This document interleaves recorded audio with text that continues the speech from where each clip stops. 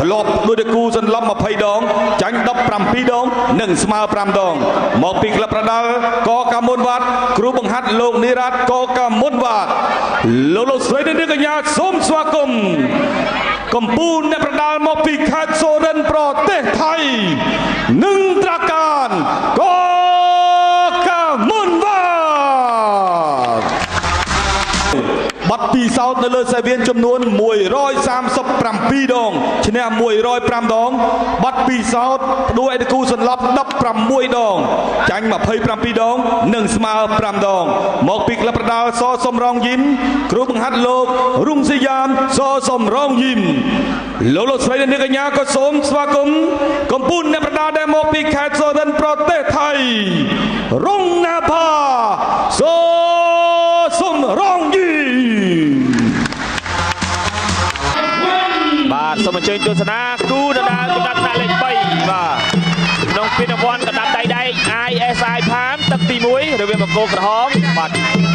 នៅត្រកានកកមុនបាទសម្ដែងបង្គោលខៀវរុងណាផាសសំរងយីម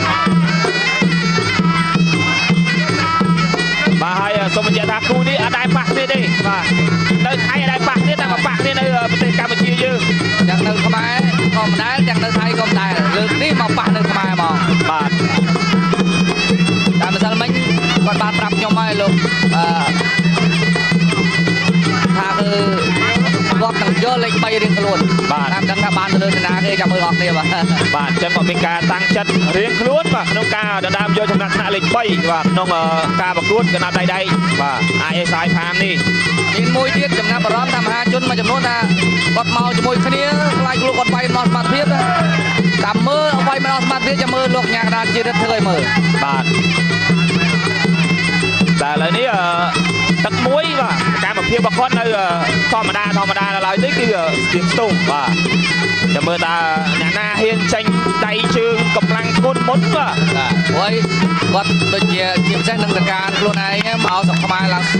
រាប់ដងមកគ្នាអញ្ចឹងគណៈកម្មការយើងដឹងពីសមត្ថភាពរបស់គាត់ច្បាស់បាទរុងនភា5 6ប្រកួតទាំងលើកនេះអញ្ចឹងសមត្ថភាពគាត់ដឹងច្បាស់ដូចគ្នាតែវាយមិនប្រកដែរគឺគេចាប់បានមកលៀបបាទបាទហើយបាញ់នេះគឺនឹងប្រការបានតត់ជើងក្រោមមកឲ្យរុងនភាបាទដួលផងដែរតែនៅតែសកម្មភាពធម្មតាបាទមិនតន់ពីជ្រុលចូលគ្នាទេនិយាយច្រើនគេលោកបាទទេបាទវិក្រាសៀមគេវាយគេវាតាមក្បាច់បាទគេអត់ទៅសិក្សាសង្គ្រាមគេហៅបារោបាទទៅបទ្រុបទ្រះទេគេវាយចំហក្បាច់ចង្គង់កែងទៅប្រើទេគូនេះដឹងតែនេះអត់ប្រើកែងផងព្រោះគេមានសិលធម៌មួយថាបើទាល់តែគេលេងដើមខាន់បាទវាយកែងគឺដាក់ដើមខាន់បាទបានគេប្រើអស់សមត្ថភាពតែបើធម្មតាវាយមិត្តភាពយកឈ្នះចាញ់គឺគេលេងតែក្បាច់ដៃជើងទាត់ចង្គង់តែប៉ុណ្្នឹងទេបាទហើយគេវាយតែ3ទៅហើយមើលលើតាមដានអស់គ្នាបាទព្រោះថាគេជិះវៀងការប្រើកែងគឺមានបាក់បែកបាទលពោះទៅគឺផលពិបាករៀងខ្លួនគាត់អាចទៅប្រកួតតទៀតនៅសប្តាហ៍ក្រោយក៏មិនកើតគាត់បាត់បង់ចំណូលរៀងខ្លួនអញ្ចឹងគេមានសុជីវធម៌កន្លែងហ្នឹងមួយបាទសូមសរសើរកន្លែងហ្នឹងបាទដោយសារតែទឹកមួយគាត់នៅស្ទាបស្ទងបាទអញ្ចឹងក៏វិភាគខ្លះបាទដើម្បីឲ្យលោកអ្នកបានជ្រាបអំពីថា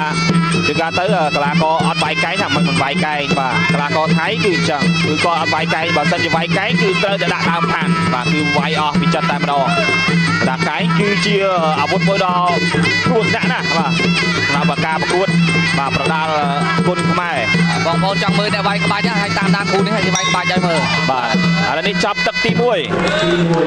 គាត់ណាអញ្ចឹងលេខ3និងលេខ4លេខ4 1500ខុសទៅ$500ណាបាទអីមិនព្រមចាំបានលេខ3បាទអញ្ចឹងតាមដានណាបាទអញ្ចឹងគឺរៀងក្លែដែរបាទរង្វាន់លេខ3ដូរគ្រឿងបាទតែសំខាន់លេខ1គឺកម្រិតវាឆ្ងាយមែនទែន$6,000បាទបងសួរថាគាត់យកផ្ទះក៏យកដីហើយយកផ្ទះក៏យកលុយពីណាហ្នឹងបាទឥឡូវសូមអញ្ជើញទស្សនាទឹកទី2នេះជឿជាក់ថាមិនមួយដូចទឹកមួយទេបាទតឆ្វេងរបស់រុងណាផាសងវិញពីដៃបាទរបស់នឹងប្រការចូលសោយស្ដាំម្ដាយថែមទៀតធាក់ស្ដាំមួយបាទធាក់ទល់សម្រាប់នឹងប្រការ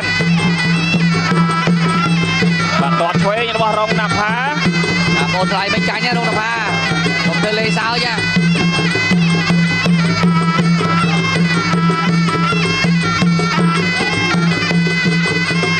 បាទតឆ្វេ វេងបាទរងណាផាទាត់ឆ្វេងមួយជើងថែមទៀត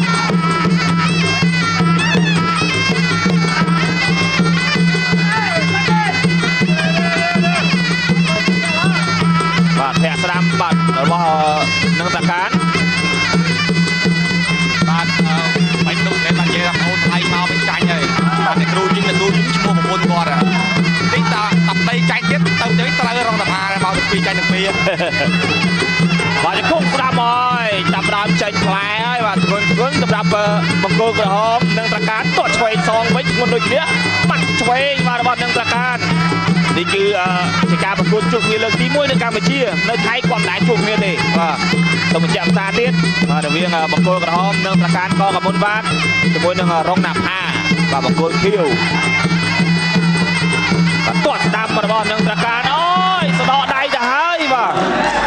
ការទាត់ស្ដាំរបស់នឹងត្រកានបាទរងណាផាអូយបាទប្រហែលជាមិនអាចបន្តការប្រកួតបានទៀតទេបាទបោះបង់ការប្រកួតត្រឹមទឹកទី2នេះទៅហើយដោយបញ្ហាដៃសម្រាប់បង្គោលខៀវរងណាផាតសំឡុងជីបបាទការទាត់ពីជើងធ្ងន់របស់នឹងត្រកានទៅលើដៃឆ្វេងបាទរបស់កណ្ដាលតិចទៀតបាទឡប់មើលពីក្រោយមានមកចំហៀងទៀតទេបាទកីឡាករទាំងពីរគឺអត់ដែលប៉ះគ្នាទេនៅប្រទេសថៃលើកដំបូងប៉ះគ្នានៅក្នុងប្រទេសកម្ពុជាយើងបាទធ្លាប់សួរគាត់ដែរគាត់ថាចេះតែជះគៀងអត់ដែលប៉ះគ្នាលើកនេះមកប៉ះគ្នាដឹងឈ្នះដឹងចាញ់ទេបាទទស្សនិកជនជាទីគោរពនិងជាទីមេត្រីបេក្ខភាពដណ្ដើមលេខ3ដោយធ្វើដៃគូរបស់ខ្លួនបោះបង់ការប្រកួតនៅក្នុងទឹកទី2បានមកលើបង្គោល